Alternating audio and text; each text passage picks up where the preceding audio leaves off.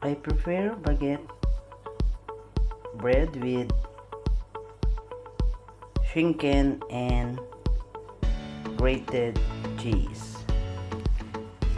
I have to put this one in the air fryer to cook.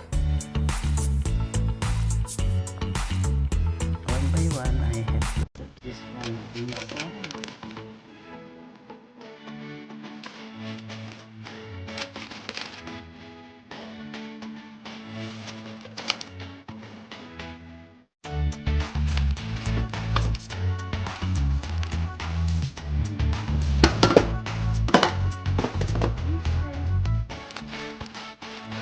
Done with this one.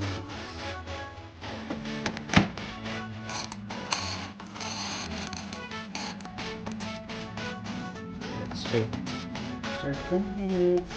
It's already now.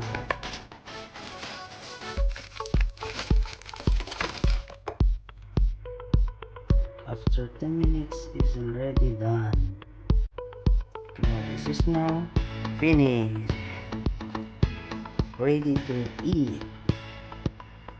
Then happy